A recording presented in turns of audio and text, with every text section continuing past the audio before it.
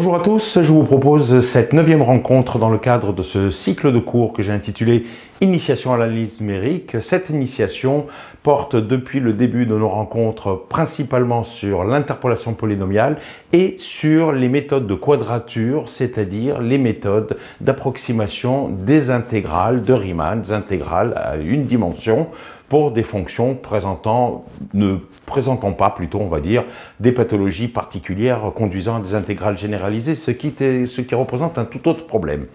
Alors, nous allons terminer aujourd'hui ce survol sommaire concernant, mais pour autant suffisamment déjà détaillé à mon sens, concernant les méthodes de quadrature en envisageant d'une manière assez générale, on va dire, la problématique de l'erreur de quadrature dans ces méthodes d'approximation. Donc, estimation de l'erreur. Estimation de l'erreur dans les méthodes de quadrature. Dans les méthodes de quadrature.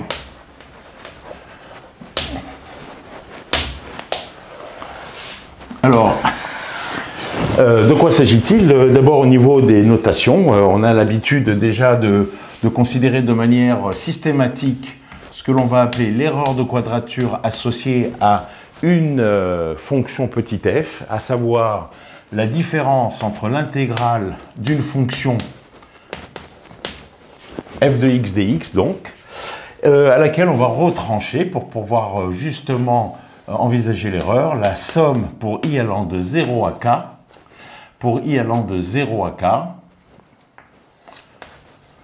de oméga i f de xi.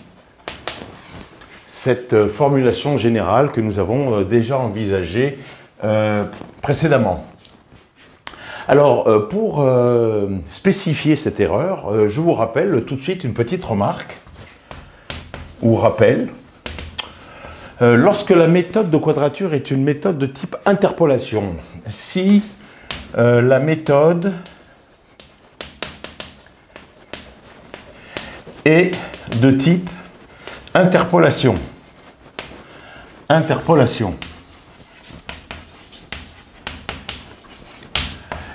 puisque ici, vous avez vraiment une façon assez générale d'envisager donc l'approximation de cette intégrale. Je vous rappelle que oméga i sont une collection de k plus 1 poids qui vont être déterminés, ainsi que les nœuds de quadrature, pas d'interpolation, les nœuds de quadrature xi, au nombre aussi de k plus 1. Donc vous avez 2k plus 2 paramètres disponibles pour pouvoir ajuster cette approximation pour cette intégrale en fonction des objectifs, à savoir qu'en général, on souhaite que la formule soit exacte pour des polynômes.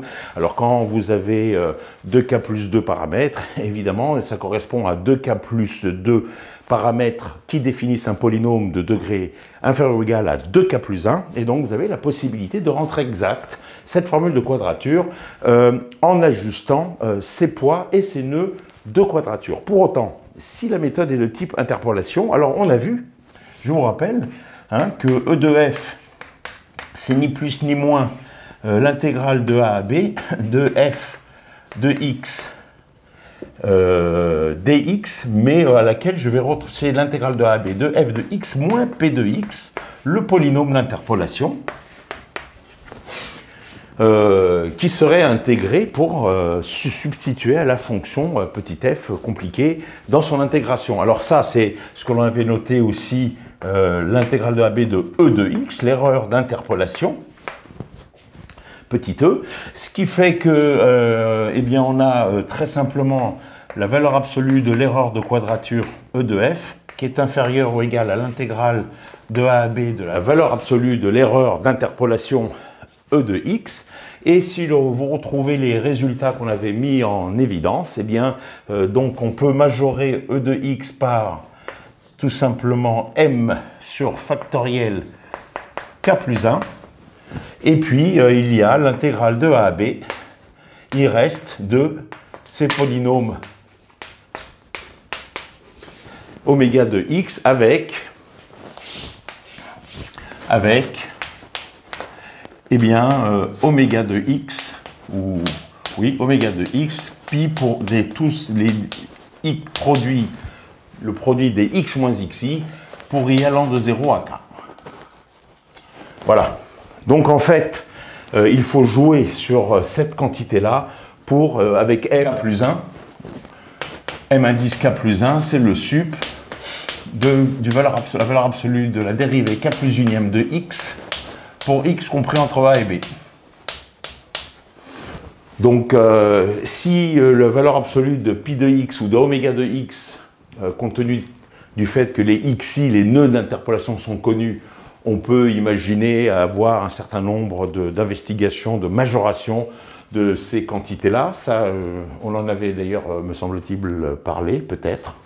Pour autant, évidemment, mk plus 1, c'est comment dirais-je, une indéterminée, et cette indéterminée, elle va nous suivre aujourd'hui aussi, hein. On va pas pouvoir y échapper, et du coup, ça limite fortement la connaissance de cette erreur d'interpolation, c'est-à-dire l'erreur de quadrature ici, puisque le mk plus 1 vient de l'erreur d'interpolation, je vous rappelle, ici. Donc, lorsqu'on n'est pas dans un cas de type interpolation, eh bien, que peut-on faire eh bien, pour estimer la valeur absolue de cette différence, en quelque sorte, la valeur absolue de l'erreur de quadrature. Qu'est-ce que ça veut dire encore estimer? C'est toujours la même histoire, hein, c'est-à-dire on ne va pas pouvoir avoir une quantité complètement déterminée de cette différence. Il va y avoir une inconnue qui va persister, qui est liée à une certaine dérivée d'un certain ordre, comme vous allez le voir, un peu ici comme avec l'interpolation, c'est la même chose. Pour autant, comment peut-on procéder afin d'estimer cette différence en valeur absolue? Alors, ça c'est l'objet d'un premier théorème.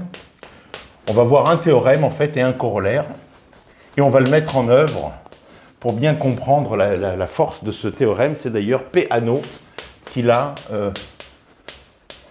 mis en évidence. Soit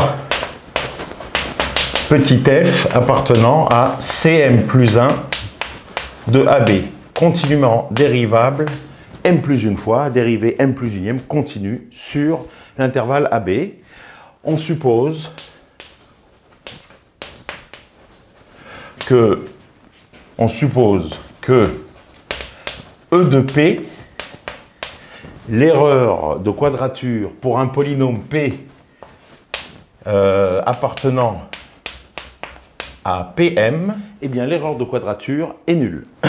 Alors, autrement dit, la méthode est exacte pour les polynômes de degré inférieur ou égal à m.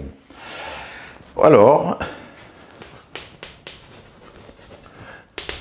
eh bien, E de F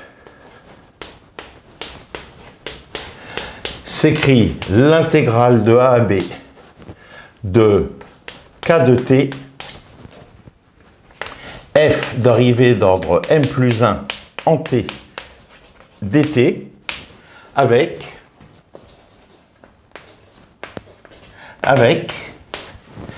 alors K de T, c'est 1 sur factoriel m, l'erreur de quadrature pour la fonction qui a x associe x moins t indice plus le tout puissance m. Ou, alors il faut spécifier ce que c'est que cette fonction x moins t puissance m indice plus. Alors on peut arrêter là l'énoncé du théorème. Je vais dire à l'extérieur du théorème, voilà son énoncé, et je vais définir la fonction plus, ou l'on note si vous voulez, si vous préférez le mettre dans le théorème, c'est pareil.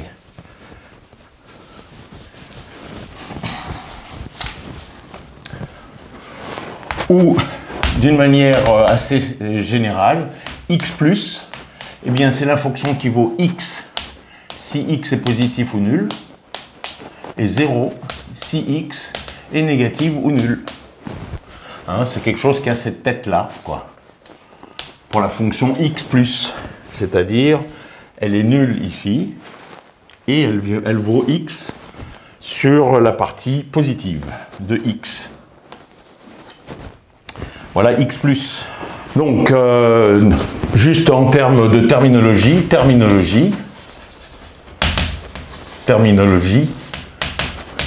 eh bien, la fonction k qui intervient dans l'expression de l'erreur de quadrature, k est appelé le noyau de Peano, mathématicien qui a été extrêmement prolixe dans de nombreux domaines. C'est la moindre des choses que de donner son nom à un certain nombre de résultats et d'objets participant à ces résultats, justement, qu'il a établis. Alors, on va démontrer ce résultat. Preuve. Si f est supposé, si f appartient à Cm plus 1 de AB. On a, eh bien, quand on a de la régularité, on a toujours la même chose en termes de réflexes qu'il vous faut développer, être mis à disposition de toute investigation, c'est la formule de Taylor. Qu'est-ce que vous voulez que je vous dise? On a que quel que soit x appartenant à AB, eh bien f de x s'écrit f de a plus x moins a f' de a plus etc.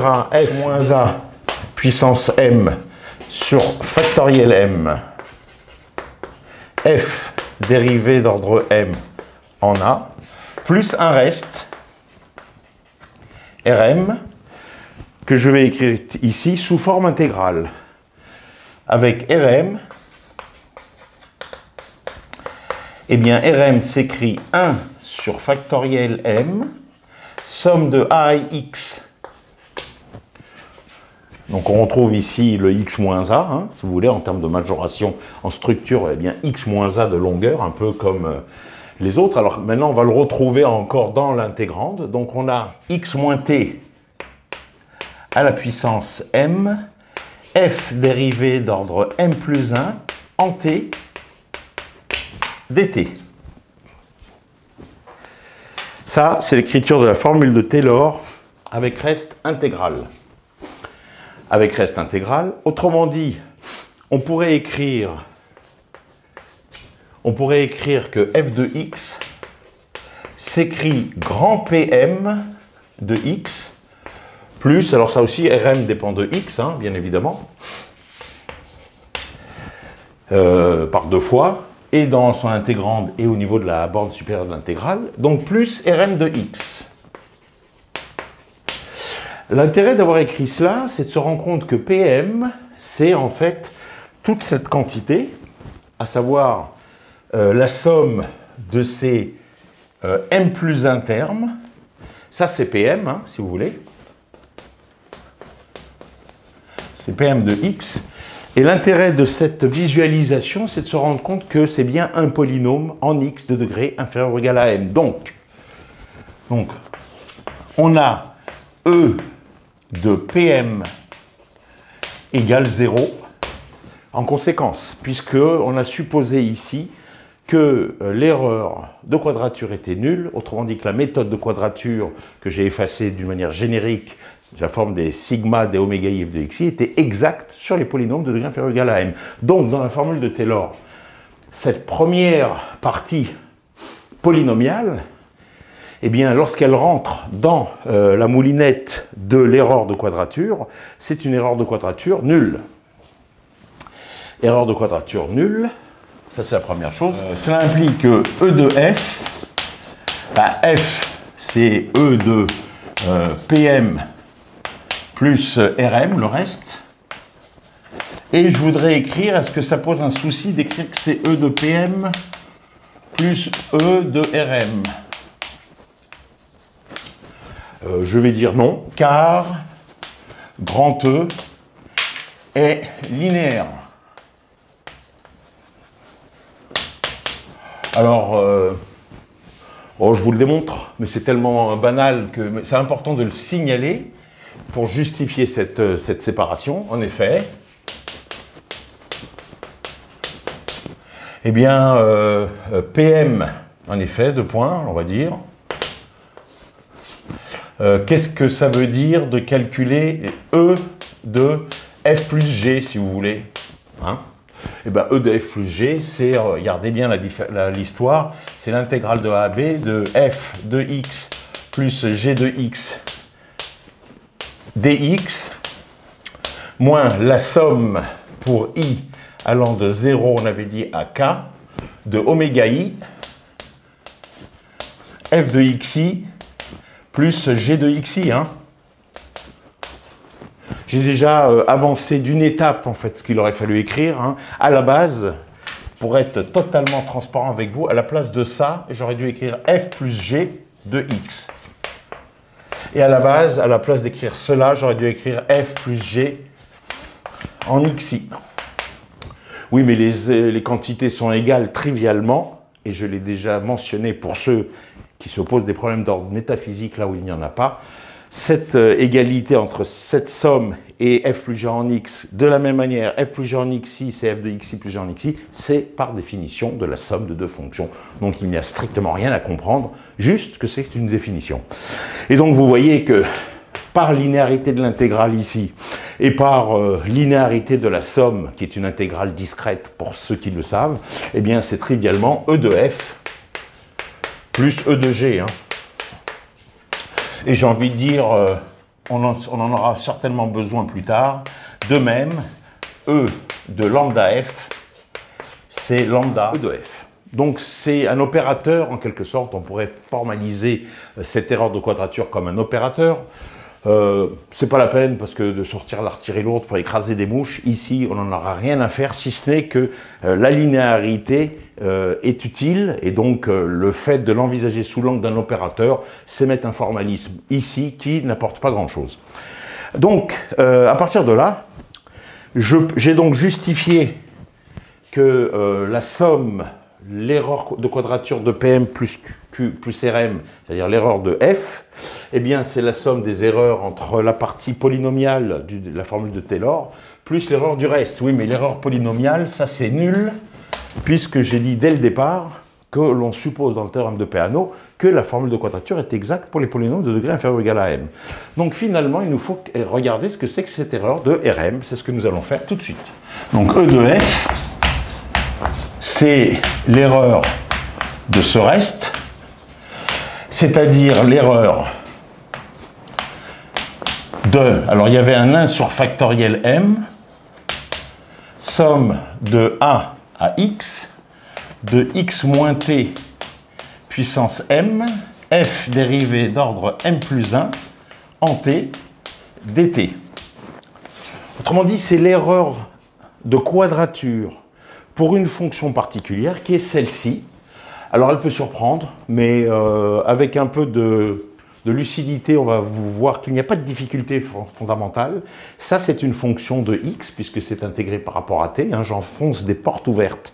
Mais donc j'ai une fonction de x, appelez-la phi de x. Or l'erreur d'une fonction phi de x, on sait la calculer. Pour ne pas avoir à considérer une expression d'une telle fonction de x où la variable x intervient aussi bien dans l'intégrande que dans la bande supérieure, on va utiliser une astuce très simple pour en fait rendre indépendante de x la bande supérieure. C'est ce qu'on appelle dans d'autres contextes l'astuce ou l'idée ou l'astuce de Dirichlet, me semble-t-il.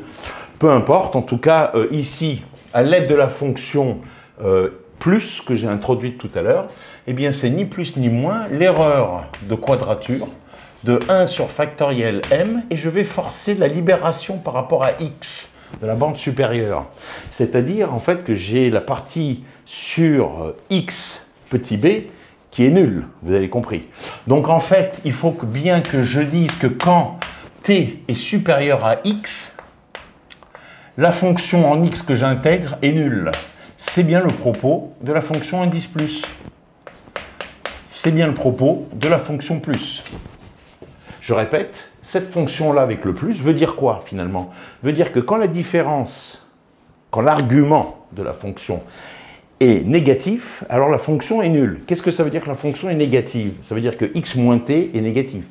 Qu'est-ce que ça veut dire que l'argument est négatif? Ça veut dire que x moins t, est négatif. Mais quand x moins t est négatif, ça veut dire que t est supérieur à x. Et donc, quand cet argument est négatif, eh bien, la fonction est nulle. Donc, quand t est supérieur à x, cette fonction est nulle. Donc, en fait, vous intégrez véritablement de a à x, puisque quand t est supérieur à x, on vient de le dire à l'instant, de x à b, l'intégrande est nulle. Très bien. Alors, une fois que j'ai dit ça, eh bien, je vais pouvoir réécrire maintenant que par définition, encore une fois, ici, il s'agit d'une certaine fonction de x dont je vais écrire la définition, ni plus ni moins, de l'erreur de quadrature que j'ai rappelée tout à l'heure pour une fonction de petit f, petit phi, vous l'appelez comme vous voulez. Donc c'est quoi? Eh bien c'est l'intégrale de a à b de cette fonction qui est ici en x, qui est intégrée sur un b. Donc c'est 1 sur factoriel m, somme de a à b de x moins t plus à la puissance m, f dérivée d'ordre m plus 1 en t dt. Ça, si vous voulez, entre crochets, c'est la fonction phi de x. Et donc, je l'intègre par rapport à x et il faut que je lui retire eh bien, l'approximation qui lui correspond par la formule de quadrature. Donc, la somme pour i allant de 0 à k. Et donc, ici, on va se faire un peu de place. C'est bien mérité, me semble-t-il. Donc, on va faire un peu de place et on va continuer ensuite. Donc, c'est la somme des oméga i. Cette fonction de x au point xi. Eh bien, alors, écrivons-le. 1 sur factoriel m, somme de a à b de xi moins t plus à la puissance m, f dérivée d'ordre m plus 1 en t dt. Si vous voulez, je vais bien insister avec des crochets de ponctuation qui permettent de véritablement comprendre ce qui a été écrit là-bas. Voilà. Alors, maintenant, la dérivée m plus unième est continue. X moins t puissance m est une fonction archi-régulière. Donc le tout ici est archi-régulier, est archi-continu, est archi-intégrable sur AB croix AB comme, comment dirais-je, vision d'intégration dans le plan, puisqu'on intègre par rapport à t et par rapport à x. Et donc on peut, par l'application du théorème de Fubini, permuter sans aucun problème l'ordre d'intégration et écrire. Alors, pour les bornes d'intégration, ça ne change strictement rien, puisqu'on intègre de A à B, de A à B. Simplement, ici, le dt va sortir et le dx va rentrer. Attention. Donc, c'est somme de A à B. Alors, je vais dire tout simplement somme de A à B une nouvelle fois. Je vais rentrer le 1 sur factoriel m, si vous voulez, puisque c'est une constante, on n'a pas de difficulté. On va même mettre au-dessus x moins t plus à la puissance m. On va continuer avec un f dérivé d'ordre m plus 1 en t. D'accord? Mais là, par contre, je vais mettre dx. Et donc, le dt va être à l'extérieur avec, si vous voulez, cette intégrale qui était en x. Maintenant, cette intégrale devient en dt. Oui, mais là aussi, j'ai l'intégrale en dt. Donc, en fait, je peux mettre moins. Il va y avoir le dt, si vous voulez, je vais l'écrire volontairement ici. Mais le dt qui va être ici va être le même que le dt qui est là pour le deuxième terme. Donc en fait, il va rester dans le crochet ici de l'intégrande en t, sigma pour i allant de 0 à k. Il va y avoir un oméga i sur factoriel m, si vous voulez. Non, il va y avoir un oméga i, on va le laisser seul pour bien rassembler. Et puis il y a un xi moins t plus à la puissance m sur factoriel m. Et un f dérivé d'ordre m plus 1 en t qui est là. Et donc, si vous regardez bien ce qui se passe maintenant, eh bien, ni plus ni moins, c'est juste de la relecture, de l'interprétation de lecture. Donc je répète, parce que ce passage il est peut-être un peu délicat, qu'est-ce que j'ai fait? J'ai fait la permutation ici entre l'intégrale en t et l'intégrale en x, c'est le théorème de Fubini. Et d'ailleurs, je vous renvoie au cycle de cours que j'ai ouvert et que certains d'entre vous suivent, et qui concerne les intégrales multiples. On y arrive, justement, on a commencé les intégrales curviligne. Nous verrons le théorème de Fubini, ce théorème qui permet de permuter dans des conditions de pression et de température légitimes. Et donc c'est totalement le cas ici, puisque l'intégrande ici est une fonction au moins continue, donc tout se passe pour le mieux dans le théorème de Fubini. Mais une fois que j'ai fait ça, donc si vous voulez, le dt qui est ici, il correspond à la enfin pas à la multiplication, mais à l'intégrale en t, cette fois-ci, de cette quantité-là. À l'intégrale en t de cette quantité-là, puisqu'ayant permuté, j'ai déjà l'intégrale en x à l'intérieur. Et alors, à partir du moment que j'ai l'intégrale en t qui concerne le premier terme, j'ai une intégrale en t qui concerne le deuxième terme. Donc, mettons ce qui est concerné par cette intégrale extérieure en t, externe en t, pour ce deuxième terme. Eh bien, écoutez, il n'y a qu'à écrire sigma pour égal 0 à k, oméga i, xi moins t plus puissance m sur factoriel m, f dérivé dans un plus 1 en t. Voilà. Du coup, si je regarde maintenant ce morceau-là, et je regarde ce morceau ici, eh bien, si tout à l'heure j'ai appelé une fonction phi, je l'ai considéré comme une fonction phi, eh bien, refaites la même chose. Maintenant, on va l'appeler psi, si vous voulez. Ça, c'est psi de x, et ça, c'est ni plus ni moins que psi de xi, quoi. Très banal, pas tant que ça, parce que finalement, on est en train de dire que l'erreur de quadrature de la fonction petit f, c'est ni plus ni moins l'erreur. Alors je vais l'écrire là. Je vais l'écrire là. D'accord? Donc je vais l'écrire là, si vous voulez. Voilà. E de f. E de f, cette différence-là, c'est ni plus que l'intégrale de a à b en t de ce qui se passe ici. Mais ça, si je l'écrivais symboliquement, c'est l'intégrale, c'est l'erreur de quadrature associée à la fonction psi. Et là, je mets des x. dt, pardon. D'accord? Oui, bien sûr, d'accord. Alors, écrivons ce dont il s'agit, c'est-à-dire, c'est l'intégrale de a à b de l'erreur de la fonction qui est laquelle? Eh bien, qui a x associe, si vous voulez, hein, pour être sûr qu'on comprenne bien de quoi il s'agit, de x moins t plus à la puissance m sur factoriel m, f dérivé d'ordre m plus 1 en t, qui n'est pas une fonction de x, mais qui est une fonction de t. Et ça, dt. Voilà, c'est bien, ni plus ni moins, puisque ce bloc, hein, c'est ce crochet, hein, que les choses soient bien claires, c'est ce crochet, tout ce crochet-là qui vaut cette erreur de quadrature. D'accord. Alors, c'est bien l'erreur de la fonction psi de x. C'est l'erreur de quadrature associée à la fonction intégrée. C'est-à-dire x moins t plus à la puissance m sur factoriel m, f dérivé dans m plus 1 en t. Mais comme je l'ai signalé à l'instant, f dérivé dans m plus 1 en t, c'est une constante par rapport à x. Donc, rappelez-vous tout à l'heure, pas innocemment, j'ai dit de même l'erreur de quadrature est aussi linéaire par la multiplication par un lambda. E de lambda f, c'est lambda e de f. Donc, on va écrire que, on obtient alors que e de f, c'est somme de a à b de, eh bien, l'erreur de quadrature pour la fonction qui, à x, associe x moins t plus à la puissance m, f dérivé d'ordre m plus 1 en t. Et puis on va mettre un 1 sur factoriel m ici, si vous voulez. Hein, on a sorti le factoriel m qui est constant, on a sorti en x f dérivé d'ordre m plus 1 en t, et il reste dt. Donc si on pose k de t, eh bien, cette erreur de quadrature de cette fonction, c'est bien une fonction de t qui est intégrée ici, puisque l'erreur de quadrature d'une fonction en x est intégrée par rapport à x, il reste bien tout le reste, sauf du x. Il reste bien du t à ce niveau-là, et donc je vais poser 1 sur factoriel m, je l'ai sorti là pour avoir de la place, l'erreur de quadrature associée à cette fonction x moins t plus à la puissance m. Voilà. Ça, c'est le théorème de Peano. Et donc, vous allez me dire, ça a l'air assez costaud hein, pour être mis en œuvre. Eh bien, pas du tout.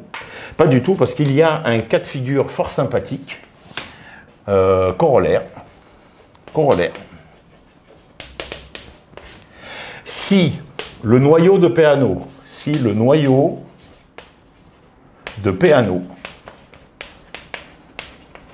garde un signe constant sur AB, garde un signe constant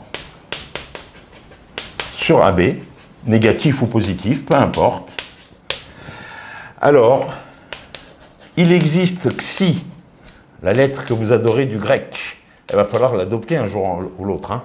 Il existe xi appartenant à AB tel que l'erreur de quadrature associée à petit f, ça va être f dérivé d'ordre m plus 1 en xi, justement ce xi qui existe sur AB, sur factoriel m plus 1, fois l'erreur de quadrature de la fonction qui est à x associe xm plus 1. Alors on va voir l'utilité de ce corollaire dans un instant, dans un cas particulier, dans les méthodes finalement classiques que vous connaissez, méthode des trapèzes, méthode des rectangles, méthode du point milieu. Ça se met très très bien en œuvre parce que justement le noyau de Peano, on va le voir tout au moins pour la méthode des trapèzes, garde un signe constant. Alors la preuve,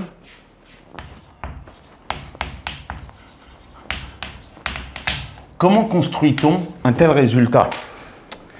Eh bien, un tel résultat, donc évidemment, il part de ce point de départ. On part de ce point de départ. Et ce point de départ, il vous dit que l'erreur de quadrature de f, c'est l'intégrale d'un produit de deux fonctions. On peut essayer, évidemment, ça va marcher parce qu'on a déjà vu le film avant, mais j'essaie de vous montrer comment il faudrait réfléchir si le résultat n'était pas connu. Si le résultat n'est pas connu, on a l'intégrale d'un produit de deux fonctions. Qui dit produit de deux fonctions dit deuxième théorème de la moyenne. Deuxième théorème de la moyenne. Qu'est-ce qui vous dit ce théorème? Soit phi et psi, deux fonctions continues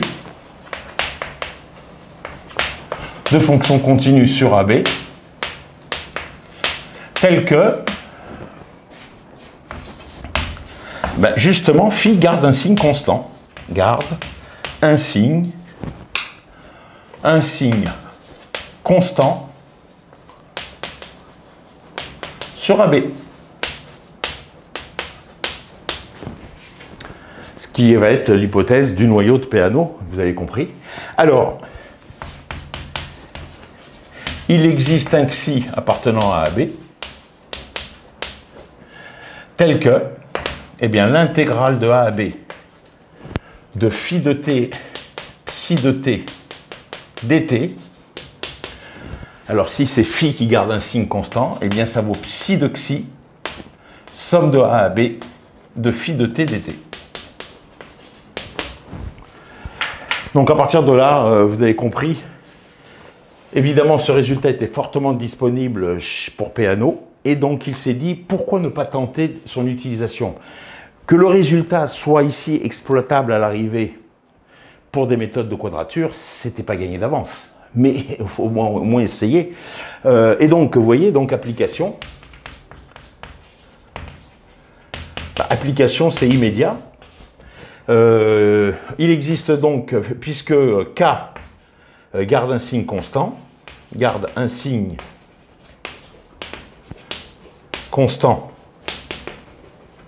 sur AB. Alors, inspection, ça c'est une fonction de x, pardon, ça c'est une fonction de t qui est magnifiquement régulière en t. Ici, la dérivée m plus unième en t, eh bien c'est une fonction continue puisqu'on a supposé que f était de classe cm plus 1. Quant à ici, l'erreur de quadrature par rapport à la variable t, qu'est-ce que vous voulez que je vous dise, hein? C'est en rapport avec l'intégrale de x moins t puissance m et xi moins t puissance m. Donc en termes de dépendance en t, on n'a que du polynôme, quoi. Donc en fait, on n'a pas de difficulté majeure, on est dans un cadre de régularité suffisante. Et donc, comme K garde un signe constant, il existe ce xi appartenant à AB, tel que, eh bien tel que quoi, on y va. L'erreur là-bas de quadrature de petit f. Alors, je vais l'écrire comme la fonction qui ne gagne pas, qui garde le signe constant, c'est le noyau. Donc en fait, il va rester l'intégrale de a à b de k de t dt, hein, à l'image de l'intégrale de a à b de phi de t dt. Et puis qu'est-ce qui sort? Il sort ni plus ni moins f dérivé d'ordre m plus 1 en xi. En xi.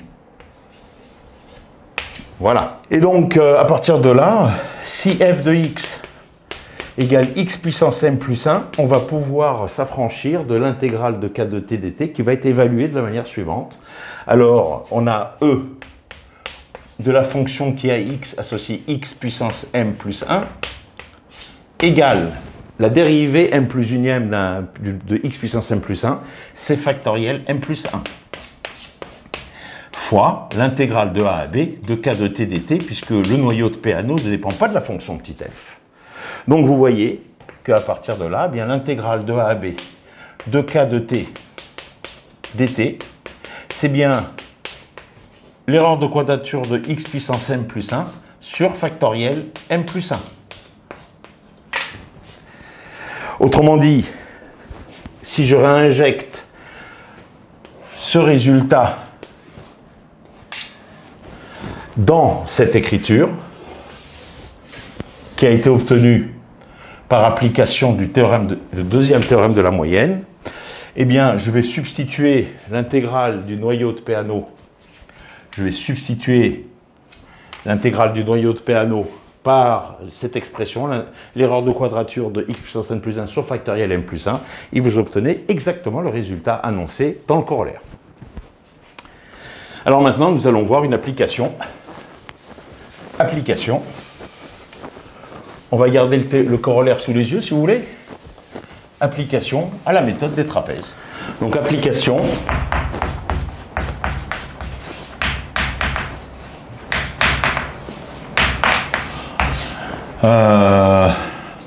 Méthode des trapèzes.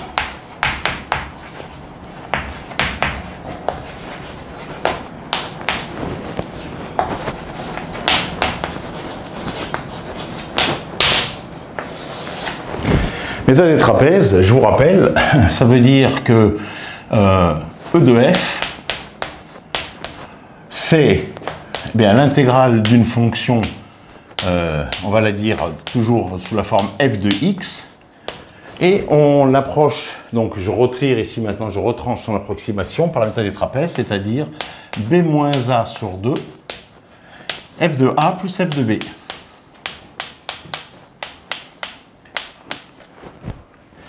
Eh bien, par construction, rappelez-vous, la méthode des trapèzes est exacte pour les polynômes de degré inférieur ou égal à 1. On a E de P égale 0, quel que soit P appartenant à, on va dire, P1, notation standard que vous connaissez bien. Donc, en fait, on est dans le cas de figure où M égale 1, et donc, on va voir ce qui se passe dans ce cas, par rapport au théorème de Peano. Donc, il nous faut calculer le noyau K de T. Et K de T, il est sous vos yeux, mais moi je ne l'ai plus. Donc c'est 1 sur factoriel 1. L'erreur de quadrature de la fonction qui a x associe x moins t plus puissance 1, si vous voulez. Hein, c'était 1 sur factoriel m, l'erreur de quadrature de la fonction x moins t plus à la puissance m. Bon voilà. Alors ça c'est quoi? Alors évidemment, les factoriels 1, on va s'en débarrasser tout de suite. C'est ni plus ni moins par définition de cette erreur de quadrature que l'intégrale de a à b de cette fonction, donc de x moins t plus dx, moins la formule des trapèzes pour cette fonction. Donc moins b moins a sur 2. Alors f de a, il n'y a qu'à faire, hein. C'est donc a moins t plus, c'est a moins t plus b moins t plus la fonction petit f ici de x, c'est x moins t plus. Donc, quand x vaut a, ben, voilà, j'ai remplacé. Il n'y a rien à comprendre de très extraordinaire jusque-là. Est-ce qu'on peut continuer? On va aussi continuer. Alors, ça fait l'intégrale de a à b de quoi? Alors, x moins t plus vaut x moins t quand x moins t est positif. X moins t positif, ça veut dire x supérieur à t. Donc, ça veut dire que vous intégrez plus de a à b, mais de t à b. La fonction, cette fois-ci, x moins t dx. Je répète, x moins t plus va être non nul lorsque, et vaudra x moins t, en l'occurrence, dès lors que x moins t sera positif. X moins t positif, ça veut bien dire x supérieur ou égal à t. X supérieur ou égal à t, donc ça veut dire de t à b qu'il faut intégrer cette quantité-là et plus de a à b. Alors maintenant, ici, un peu de tri aussi, moins b moins a sur 2, facteur de quoi? Puisque t ici est compris entre a et b, alors faire attention avec les signes, mais a moins t est négatif, donc cette quantité-là est nulle. Par contre, b moins t est positif, donc en fait ça donne 0 plus b moins t, si vous voulez. Voilà. Dit simplement, à partir du moment où t ici, pour toutes les valeurs de t qui l'on considère, qui sont intégrées dans le noyau de Peano, etc., t est compris entre a et b, vous voyez bien que a moins t est négatif, donc cette fonction-là est nulle, le voilà. Et vous voyez bien que b moins t est donc positif, donc b moins t plus vaut b moins t. Très bien. Donc on en est à ce que k de t, eh bien ça vaut ni plus ni moins, donc on a un x moins t, on intègre x moins t au carré sur 2, primitive, bloc, pour x égale t, et pour x égale b. Moins, et alors qu'est-ce qui reste là? Eh bien, il reste moins b moins a sur 2 fois b moins t. Et donc, ça peut s'écrire. Alors vous voyez que quand x vaut b, hein, c'est pour ça que je l'ai spécifié, parce qu'entre x et t, on peut se tromper. Donc rien ne sert de tout retenir de tête, on peut l'écrire. Donc quand x vaut b, ben, vous avez donc un b moins t au carré sur 2. Et par contre, quand x vaut t, ici, l'intégrande, le terme tout intégré, donc, est nul. X vaut b, b moins t au carré, moins b moins a, b moins t sur 2. Donc vous obtenez ni plus ni moins que k de t s'écrit, donc b moins t en facteur, sur 2, facteur de b moins t, moins b moins a, donc moins b plus a. Dernière couche, c'est donc b moins t.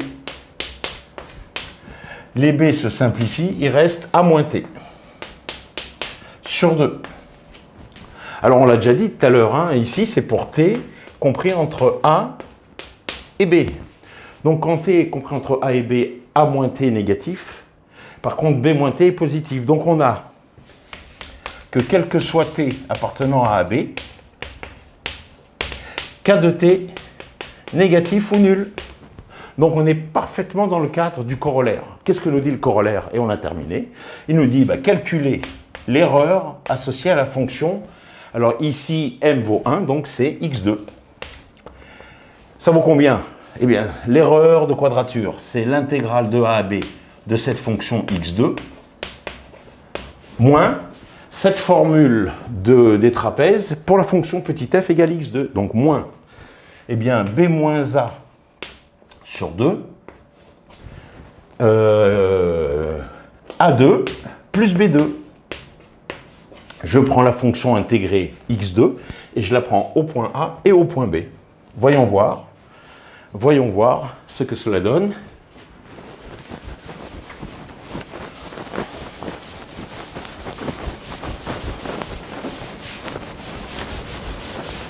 Donc ça c'est la partie pour le noyau où je peux l'effacer. Voilà. Donc on obtient à partir de là, on obtient que l'erreur de quadrature, je peux le détailler un peu plus dans l'écriture, hein. Des fois on écrit comme ça, vous voyez, au lieu d'écrire x2, mais enfin on a compris. Alors ça vaut quoi? Eh bien x3 sur 3 à prendre en B, puis en A, x3 sur 3. moins B moins A, A2 plus B2, je l'ai réécrit dans ce sens-là, vous voyez, sur 2. Alors ça s'écrit aussi, là ça s'écrit B moins A, identité remarquable, fois, donc B2 plus AB plus A2, un peu de craie, voilà, merci, sur 3, moins la même chose, moins B moins A sur 2 fois A2 plus B2. B moins A, donc ça c'est B cube moins A cube, hein, une identité remarquable que vous connaissez certainement. Donc ça fait B moins A en facteur. Alors il va falloir mettre sur 6, 3 et 6. Alors qu'est-ce qu'il y a là? Eh bien il y a 2 fois ça, puisque j'ai mis B moins A en facteur, donc 2 fois B2 plus AB plus A2. Et puis là j'ai moins, donc il me reste, attention, il faut multiplier par 3 pour réduire au même dénominateur, A2 plus B2. Alors il y a un B moins A sur 6. Et puis ici, qu'est-ce qu'on a? Alors on a 2B2 moins 2B2, moins 3B2, pardon, donc moins B2. On a 2A2 moins 3A2, donc moins A2. Donc on a un moins A2, on a un moins B2, ça c'est réglé pour ça, et on a un plus 2AB. Plus 2AB. Donc, dernière couche, on sort le train et on va atterrir. On sort le train et on va atterrir. Comme vous le voyez, donc je garde ce qui va nous être utile pour atterrir, c'est-à-dire la formule qui est là, que vous avez sous les yeux. Donc ça donne quoi, ça? Alors ça donne au signe près A moins B le tout au carré. D'accord?